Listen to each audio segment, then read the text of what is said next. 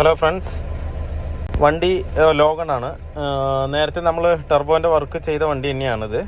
ഇതിൽ വേറൊരു കംപ്ലൈൻറ്റും കൂടെ ഉണ്ട്. എന്താണെന്ന് വെച്ച് കഴിഞ്ഞാൽ ഇതിൻ്റെ ബ്ലോവറിൽ നല്ല ഹെവി നോയ്സാണ് വരുന്നത്. എന്താ വെച്ചാൽ ബ്ലോവറിൻ്റെ ഉള്ളിൽ എന്തോ പെട്ട് കിടക്കുകയാണ് സംഗതി. എന്താ വെച്ചാൽ പേപ്പറോ ഇനിയിപ്പോൾ എന്താണെന്നുള്ളത് അറിയില്ല, അത് അഴിച്ച് നോക്കിയാലേ പറയാൻ പറ്റുള്ളൂ. അതുണ്ടോ സൗണ്ട് കണ്ടോ,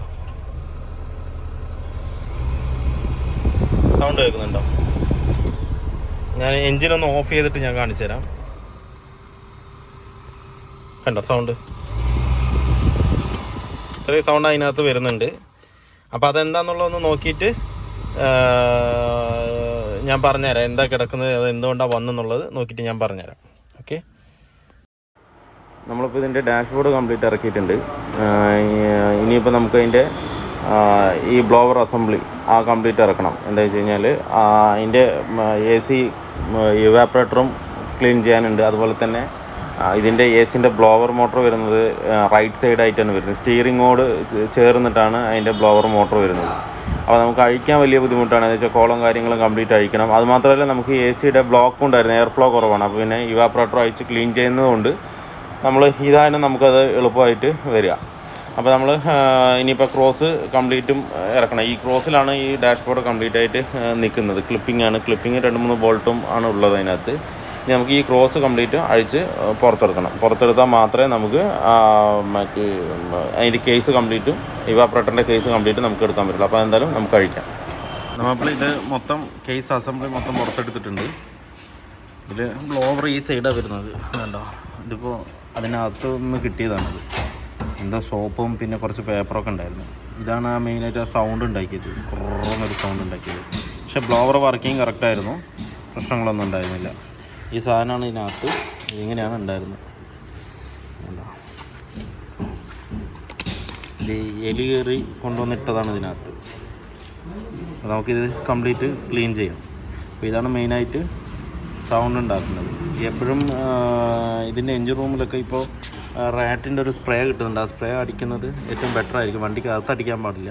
അകത്തടിച്ച് കഴിഞ്ഞാൽ AC റീസർക്കുലേറ്റ് ആകുമ്പോൾ അത് നമുക്ക് തന്നെ അത് ഒരു പോയ്സണായിട്ട് ബുദ്ധിമുട്ടാക്കാം. അതുകൊണ്ട് നമ്മൾ ഈ ഭാഗമൊക്കെ ഒന്ന് ക്ലിയർ ചെയ്തിട്ട് നമുക്ക് ഫ്രണ്ടിൽ കയറ്റുന്ന ഈ സൈഡുണ്ട്, ആ ഒരു ഭാഗത്ത് നെറ്റ് വെച്ച് കൊടുക്കാം. നെറ്റ് വെച്ച് കൊടുക്കുമ്പോൾ പരമാവധി ഇതിനകത്ത് കയറാതെ എലി കയറാതെ നോക്കാം. വേറെ ചെറിയ ചേസിലുള്ള ഹോൾ വഴി കയറാൻ സാധ്യതയുണ്ട്. നമുക്ക് അഴിച്ച ഭാഗത്ത് നെറ്റ് വെച്ചിട്ട് സെറ്റ് ചെയ്ത് വയ്ക്കാം. അതുപോലെ ബ്ലോവറൊക്കെ നല്ലോണം ക്ലീൻ ചെയ്തതിന് ശേഷം ഇവാപ്പറേറ്റർ അഴിച്ചിട്ടില്ല, അത് അഴിച്ച് ക്ലീൻ ചെയ്തിട്ട് നമുക്ക് വണ്ടിയിൽ കയറ്റാം. ഓക്കെ, അപ്പോൾ ഇതിൻ്റെ വർക്ക് കംപ്ലീറ്റ് ആയിട്ടുണ്ട്. നേരത്തെ ബ്ലോവറിൻ്റെ സൗണ്ട് ഹെവി ആയിട്ട് വന്നുകൊണ്ടിരുന്നു. അപ്പോൾ നമ്മൾ അഴിച്ച് ഫുള്ളായിട്ട് ക്ലീൻ ചെയ്തിട്ടുണ്ട്. ഇപ്പോൾ കുഴപ്പമില്ല, എയർ മാത്രമേ ഉള്ളൂ. അതുപോലെ തന്നെ എയറിങ് നല്ലോണം എയർ നല്ലോണം ഫ്ലോയും കിട്ടുന്നുണ്ട്. ഇപ്പോൾ ഇവാപ്പറേറ്ററൊക്കെ നല്ല ബ്ലോക്ക് ഉണ്ടായിരുന്നു, അതൊക്കെ അഴിച്ച് ക്ലീൻ ചെയ്തപ്പോൾ എയറും നല്ല ഫ്ലോ ഉണ്ട്, അത്യാവശ്യം നല്ല തണുപ്പും ഉണ്ട്. ഇപ്പോൾ ബ്ലോവർ മാത്രമേ ഇട്ടുള്ളൂ, ഞാൻ വണ്ടി സ്റ്റാർട്ട് ചെയ്തിട്ടില്ല. അത്യാവശ്യം നല്ല തണുപ്പുണ്ട്, ഏകദേശം ഒരു 7 ഡിഗ്രിയുടെ താഴെ വരുന്നുണ്ട്. അതുപോലെ ബ്ലോവറിൻ്റെ സൗണ്ട് പക്ക ക്ലിയർ ആയിട്ടുണ്ട്.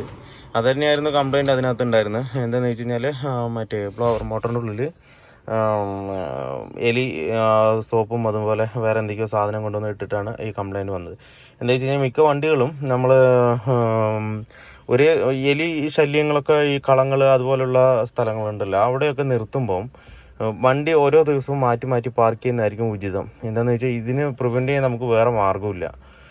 എലി വരുന്നതിന് തടയാൻ നമുക്ക് വേറൊരു സൊല്യൂഷൻ ഇതുവരെ ഉണ്ടായിട്ടില്ല. ഇതിപ്പോൾ റാറ്റ് സ്പ്രേ എന്നൊക്കെ വന്നിട്ടുണ്ട്, പക്ഷെ അത് അടിക്കുമ്പോഴും അത്ര വലിയ എഫക്റ്റ് ഒന്നും അതിനകത്ത് ചെയ്യുന്നില്ല.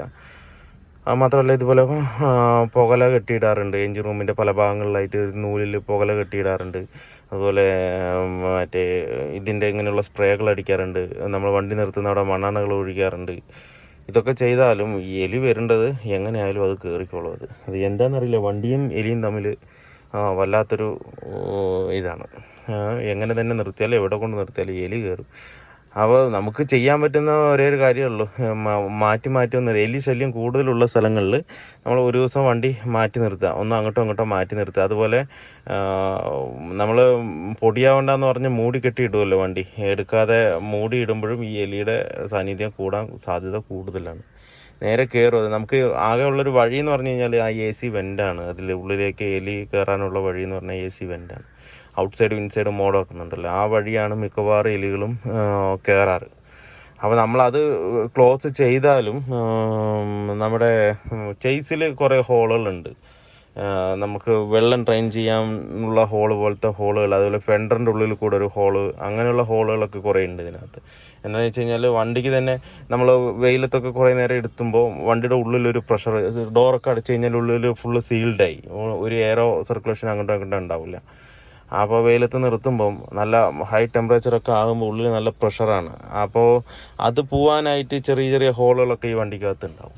ചിലപ്പോൾ ആ ഒരു ചെറിയൊരു ഹോളിൽ കൂടെയും, ചെറിയ ഹോളെന്ന് പറഞ്ഞാൽ ഒരു ഏകദേശം ഒരു 2 വിരലിൻ്റെ വലുപ്പത്തിലുള്ള ഹോളുകളായിരിക്കും, ആ വഴിയും ഈ എലി കയറാൻ ചാൻസ് കൂടുതലാണ്. അത് കയറണം എന്ന് പറഞ്ഞാൽ എങ്ങനെയും കയറും. അതിനുള്ള ഗ്യാപ്പുകളൊക്കെ ഇതിനകത്ത് തന്നെ. നമുക്ക് എല്ലാം ഇങ്ങനെ കണ്ടുപിടിച്ച് അടയ്ക്കാനും സാധിക്കില്ല.